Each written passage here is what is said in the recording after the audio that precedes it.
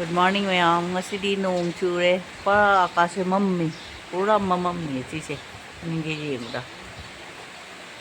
Yo nong pai ri yung so da.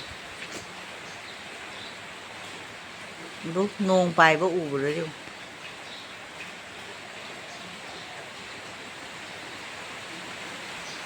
Yes. Nong si su sit li nong su chui. Hazare. Sing Guwahati weather नहीं ऐसे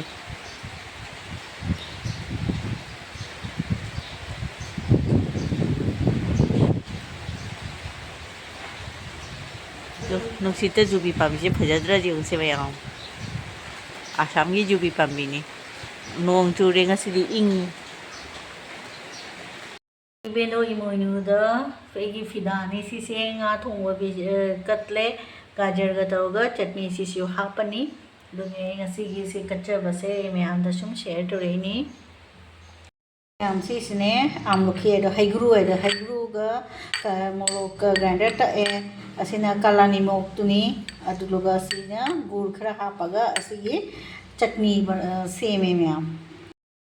hello ma'am ngasisu Sunday ni na hujikne kedari khot khundane ahan nama napi ama lei hidre aba ahan ni ma ki asiba hangba chapada akhoi mite gi traditional kaino ritual ne su mi si raga su hangba chatna ba ama lei aba ado khoi su matam sangdabani na Sunday ni na ngasi chatani hamulani asi hangba chatlani hujik नखै मानदोब तसु थवक लई मानदोब त खरी वारी खरा ताना गदब लई अदु लोय attend तवगा तो फोन लाकनी अयुकी थवकी लोरे ngasi दुरी से मैम हजि चतनी संडे द तो आराम से जुम द रेस्ट तवगी के टाइम लेटरे खगी सिगे से डोनेशन तवनी रणेंद्र जी राजकुमार की स्मृति द कच्चरीबा श्रीमती सीज शांति देवी गणेश गुरी माई ममो नुपीद अखोई कॉलेज सेम कॉलेज तममी हूँ मचा नुपा ममो नुपी मोई लोई लई दो आर के मथौ तारदी हदी जहाँ कोई थबक थरोंदा मोई दा कोई निचनगनी कोई बामन मांडोब जौरे मांडोब तसी कोई एगा से कुथी सु येंगेबा दुना मी म्यामा सु लेरमे कुथी येंगबगी सुसे दुने अखोई सुवारी ताना रेनी ने बोके हनमा लेदबगी ने बोके था तरुकी नियम द कमाय के तौने तिथि द क्रम कान ताइ सुम जिंगथोकपा वारी तोबा कमाय पांगथोकतोइनो अदुगी वारी तानाबा लाकपने संडे से सिरोगा ममखम मदा चतोइनी तोनी सिसे दु भात केरेला पाले मुल्ले नी कोई कारोन कौरी सिसे भात केरेला क्या फजनो पाला मुंजु मुल्ले खरा साथ में से मांडो की हिंगोनी है तारे छिए भात केरेला मुल्ले खुनगी सिसिराला गोविंद मंदिर सेवा मरोकी नि मेंबर मयाम दी वारी केनोनी लिस्ट नि सिसे लेहिदबा कांगु सु यावरे सिदा सीजिंग भी उसे मैम दसीना कम एरिया द ले अदो मैम दगी ममिंग न तसिया थमिनी मेंबर पुनमकी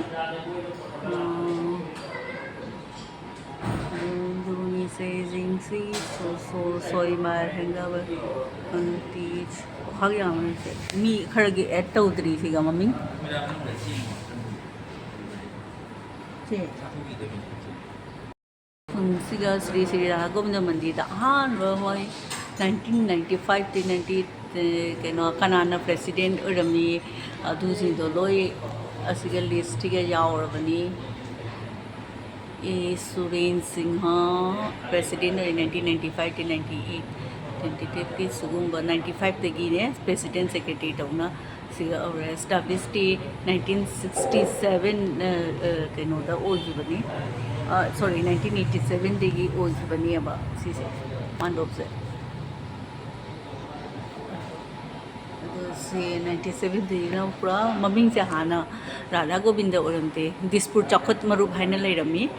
अदुगी ओंथोखरे अदुगी ए सुरेन सिंह हाइसिना प्रेसिडेंट ओरे मथंगदा सु अंकमु ए सुरेन सिंह से 1998 for the recent 2001 बो ओरे प्रेसिडेंट is Kamini Singh और 2021 देना 24 वो के हरेंद्र सिंह 24 देना 2006 और 2004 देना 6 वो and अमुजंगा ना 2007 देना 8 सीसी मयाम राजमोहन सिंह हाई से 2009 देना 10 वो और वीरेंद्र सिंह कुमार सिंह 2011 देना 16 एकलव्य सिंह 2017 देना 22 हंदक लेइदरे एकलव्य है से वाइट हम्बल सिंह प्रेजेंट म्यूजिक 2022 द ओइरी के धीरेन सिंह से लेइरे मोया सेक्रेटरी ओरमीबा इस राजन सिंह सेक्रेटरी 1995 से लेइरे गौरमणि सिंह विपिन सिंह वाई मधुचंद्र सिंह के सुरेन सिंह अंकुमुल के सुरेन सिंह अतोपने अदुलोगा सुरेन अनी सुय अमना ए सुरेन ओइबा अमनसिना के सुरेन ओइबनी M Nandamohan Singh M Manikant M K प्रवासी से कंटिन्यू ओरी म्यूजिक को पीडी अदुलोगा secretary T H Kamal Singh 1995 तगी द एन जी हो कुमार सिंह 1999 देना 2001 मनी सिंह ट्रेजरर से वानी नंदमोहन संजीव एनजी को ट्रेजरर संजीव सिंह एमसी असीना मने मेंबर मयाम के ममिंग सिंह दुदी सही लोई यंहल रोइगे सुम मयाम सुम आइडिया मलो कि असे ऐड तौदबा अनी अहुम खक यावरी है 1987 दनी एस्टैब्लिश रोई हिबती मीटिंग मंदिर खोरंबल एमी चलमदायगनी सिना चखरे दानो अखोय लायहौरी मांडो तो संडे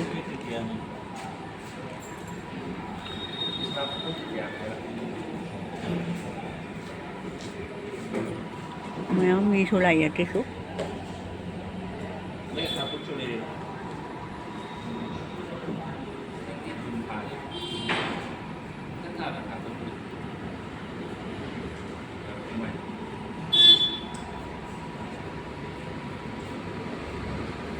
वेदर से खड़ा दी फैगा सी नुक्सा सा दे नक्सल ले रे खोय थोय वेदर सी नुंगाय पूरा इनम दाने नुंगांद्री ना खोगी जुलाई डेट 3 दा ताराने बा से मांगो की फिबम नि से मैम खोरंबी तौनारे मैम मी लाई कुठी जेंबगे ngasi nong chugadra khangde ne sumai weather so lai ke mandop ne che ma'am samhaure mi mandop tai thulaga mi tai ma'am unare che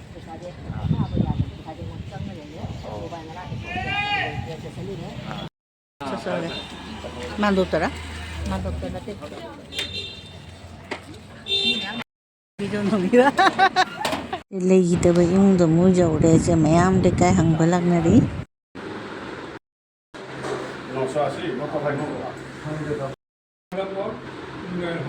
আমারটা মানে জনন কমিটি আছে আবার ইকুন বড় তাতে কমলা কো এরি মেম্বার আমার কি আর নাম মাইকি মত গো वो सेम फैमिली के से मैम लागे से नेबर गतनी से लाई से मोगे किरण रेसिडेंसी की तस्मै असि बहंग लाए तो सिना किरा पाबा है हमारी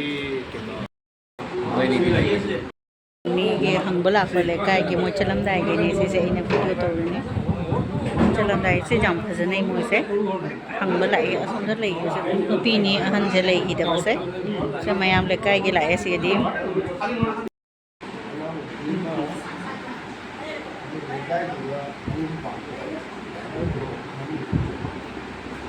चप्पसी जिंगिना सी जाम फजना जिंगवा नुंगाय से खाइबु म चप्पे दुगा दे तौगे खलोद्रे वीडियो से काम फज चप्पे चप लाउ क्वा चप्सु लेना बनी को हुजिति नै सिजन नदरे मनो सिना जेनम रे काय लै रे र जुंगी र अनि ने जो पाना चप्पी जे जो काम फजन चप्पी ꯀꯔꯝꯕ ꯁꯤ ꯀꯩꯒꯤ ꯁꯣꯔꯥꯠꯀꯤ ꯑꯣꯏꯗꯣꯏꯔꯣ ꯃꯤ ꯆꯥꯅꯕꯒꯤꯔꯣ ꯃꯤ ꯆꯥꯅꯕꯒꯤ ꯀꯛꯏꯕ ꯍꯥꯏꯗꯤ ꯄꯥꯅ ꯁꯦꯝꯃꯤꯕ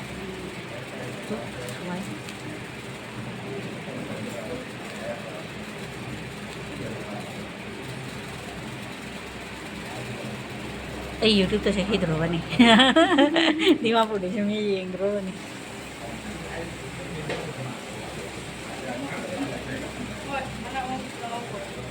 ꯖꯥꯔꯤ ꯑꯣꯂꯥꯡꯉꯦ ꯖꯒꯥꯁꯤꯗꯤ ꯅꯨꯡꯉꯥꯏ ꯃꯤ ꯂꯩꯇꯕ ꯏꯃꯨꯡꯅꯤ ꯑꯩꯁꯦ ꯊꯕꯛ ꯌꯥꯎꯕ ꯂꯥꯛꯏꯅꯤ ꯋꯥꯔꯤ ꯁꯥꯕꯗꯣꯔꯤ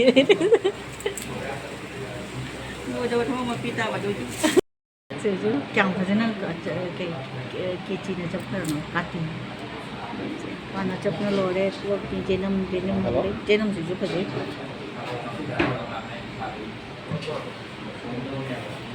ꯑꯩꯈꯣꯏ ꯒꯨꯋꯥꯍꯥꯇꯤꯗ ꯃꯩꯇꯩ ꯋꯥꯠꯇꯦ ꯁꯤꯒ ꯗꯤꯃꯥꯄꯨꯔꯗꯩꯁꯨ ꯂꯪꯀꯥ ꯍꯣꯏꯖꯩ ꯀꯁꯥꯔ ꯂꯣꯏ ꯄꯨꯜꯂꯦ ꯒꯨꯋꯥꯍꯥꯇꯤꯁꯦ ꯁꯤꯒ ꯇꯤꯟꯅꯔꯝꯕꯅꯤ ꯑꯁꯤꯅ ꯑꯩꯈꯣꯏ ꯄꯥꯍꯣꯏꯒ ꯇꯤꯟꯅꯩ ꯍꯥꯏ ꯁꯤꯁꯦ ꯑꯍꯟꯁꯦ ꯄꯄꯥꯁꯦ ꯋꯥꯔꯤ ꯁꯥꯏ